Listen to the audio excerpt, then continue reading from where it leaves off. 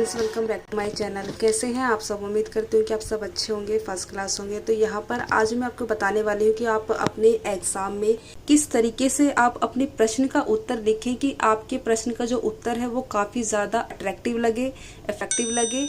जो एग्जामिनर है उसे देखते ही जो है आपके प्रश्न को पूरे जो है मार्क्स दे और आप अपने जो एग्ज़ाम में अच्छे से जो है स्कोर कर पाएँ। तो यहाँ पर मैं आपको यही चीज़ बताने वाली हूँ। तो इस तरीके को आप फॉलो करेंगे तो आपके पक्के जो है 80 से 85% आपके बनेंगे ही। अगर आप इन्हें सही से फॉलो करते हैं इन पॉइंट्स को, तो यहाँ पर मैं आपको कुछ पॉइंट्स बताने वाली हूँ, जैसे कि आप यहाँ पर स्क्रीन पर देख सकते हैं। यहाँ पर आपको ये पॉइंट्स जो है फॉलो करने हैं। इन पॉइंट्स को अगर आप फॉलो करते हैं तो आपके एग्ज़ाम में अच्छे से अच्छे मार्क्स आने से कोई नहीं रोक सकता। तो यहाँ पर आपको यही ध्यान रखना है, इन पॉइंट्स को अच्छे से जो है फॉलो करना है और जिस सीक्वेंस में आपको बताऊंगी उस सीक्वेंस में आप इन्हें फॉलो करेंगे तो आपके अच्छे से जो है मार्क्स आएंगे। तो चलिए हम यहाँ पर बात कर लेते हैं। तो हमारा जो यहाँ पर फर्स्ट पॉइंट है वो है हैंड राइटिंग। हैंड राइटिंग जो है बहुत ज़्यादा मेन होती है हमारे एग्ज़ाम में मार्क्स गेन करने के लिए। अगर हमारी हैंड राइटिंग अच्छी होगी तो जो एग्जामिनर है वो देखकर उसे इजीली पढ़ पाएगा, सरसरी नज़र से अगर वो देखेगा और वो आपको जो है उसमें काफ़ी अच्छे जो है मार्क्स देगा। और आप ये जानते भी होंगे कि अगर हैंड राइटिंग अच्छी नहीं है तो उसके कहीं ना कहीं जो है नंबर कटते ही हैं। तो हमारी हैंड राइटिंग अच्छी होनी चाहिए जिससे कि एग्जामिनर को वो अट्रैक्टिव लगे और वो खुश होकर जो है आपको अच्छे मार्क्स दे सके, क्योंकि अगर उन्हें पढ़ने में आसानी होगी तो वो आसानी से जो है आपको अच्छे से मार्क्स दे पाएंगे। अब यहाँ पर हम दूसरी बात करते हैं हेडिंग्स की। हेडिंग्स जो होती है हमारे प्रश्न को काफ़ी ज़्यादा आकर्षक बनाती है, काफ़ी ज़्यादा अच्छे से हमारे पूरे प्रश्न को जो है उसका उत्तर है उसे एक्सप्लेन कर पाती है। और जो एग्जामिनर है वो भी पॉइंट्स को देखकर ही, जो हमारी हेडिंग्स है उन्हें देखकर ही अंदाज़ा लगा लेता है कि आपने अंदर क्या लिखा होगा और वो हेडिंग्स को देखकर ही जो है आपको मार्क्स दे देता है। तो हमें क्या करना है, हमें हेडिंग्स ऐसी लिखनी है जो उस क्वेश्चन से रिलेट करती हो और हर एक हेडिंग जो है एक दूसरे से रिलेट करती हुई होनी चाहिए। ठीक है, आप हेडिंग्स को इतनी अच्छी तरीके से डालें ताकि जो एग्जामिनर है आपके हेडिंग्स को देखकर ही आपको मार्क्स दे दे। ठीक है, तो इस तरीके से आपको हेडिंग्स डालनी है। अब हम यहाँ पर बात करते हैं डायग्राम्स की। देखिए, डायग्राम्स भी काफ़ी ज़्यादा इम्पोर्टेंट होता है हमारे एक प्रश्न को हल करने में। अगर हम किसी प्रश्न का उत्तर लिख रहे हैं तो उसमें हमारा डायग्राम जो होता है वो काफ़ी ज़्यादा अट्रैक्टिव होता है। अगर हम एग्जामिनर देखता है कि आपने डायग्राम बनाया है और आपने मतलब डायग्राम के हर एक पॉइंट को अच्छी तरह से लिखा है वहाँ पर, तो उसी से पता चल जाता है कि जो छात्र है जिसने ये उत्तर लिखा है उसका कॉन्सेप्ट पूरी तरीके से क्लियर है, उसको इस प्रश्न की पूरी अच्छी तरीके से जो है नॉलेज है, कॉन्सेप्ट उसका एकदम क्लियर है। तो वो उसको देखकर ही आपसे काफ़ी ज़्यादा प्रभावित हो जाता है।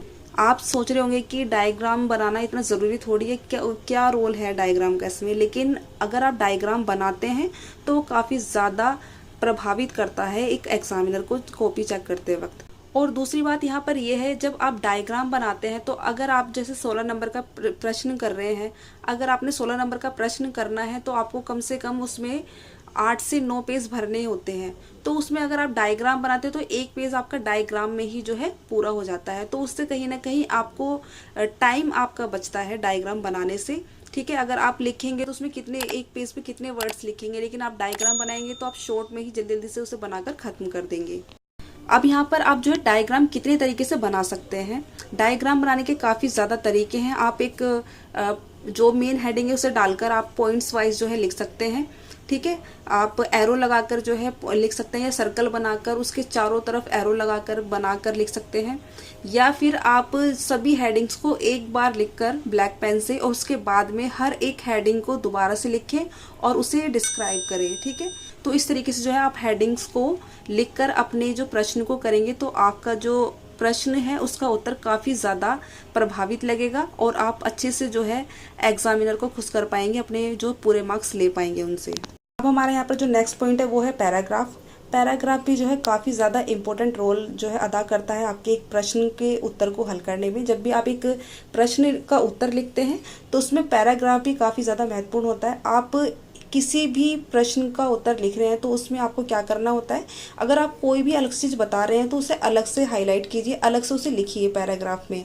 अगर आप 2 से 3 अलग अलग पैराग्राफ में लिखते हैं तो वो जो प्रश्न है उसका उत्तर आपका काफ़ी ज़्यादा इफेक्टिव लगता है और उससे आप काफ़ी अच्छे गेन कर सकते हैं मार्क्स। अगर आप एक बार आपने जो है स्टार्टिंग की है और लास्ट तक आप लिखते ही चले जाते हैं, पेज भरते जा रहे हैं, तो उसका कोई फ़ायदा नहीं है अगर आप अच्छे से उस प्रश्न को, उसके उत्तर को नहीं लिखेंगे। अब यहाँ नेक्स्ट पॉइंट आता है मेन पॉइंट्स।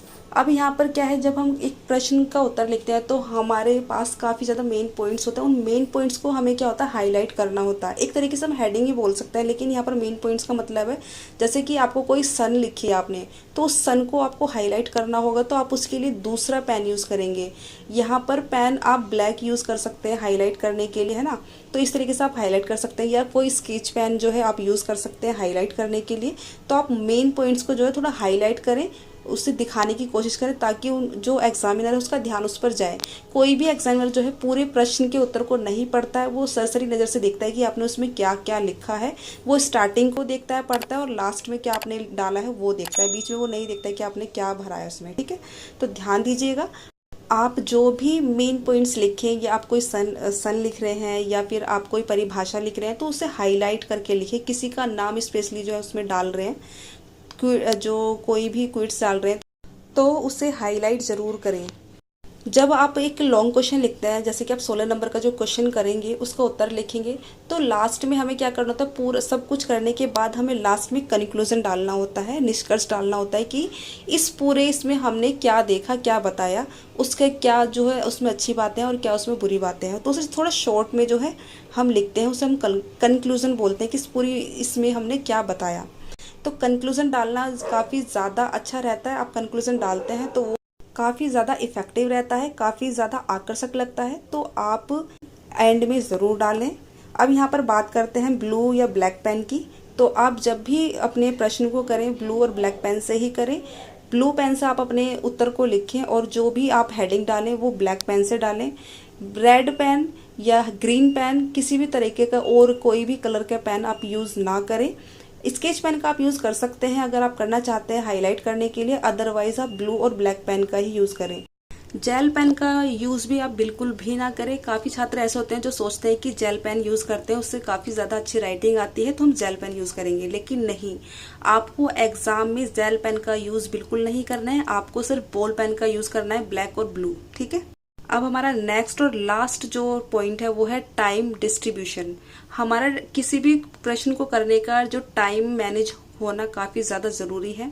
हम जैसे कि प्रश्न करते हैं, जैसे हम आपको पता है कि आपके एग्जाम में 16-16 नंबर के 3 प्रश्न होते हैं, और ऐसे करके आपके 4-4 नंबर के भी प्रश्न होते हैं।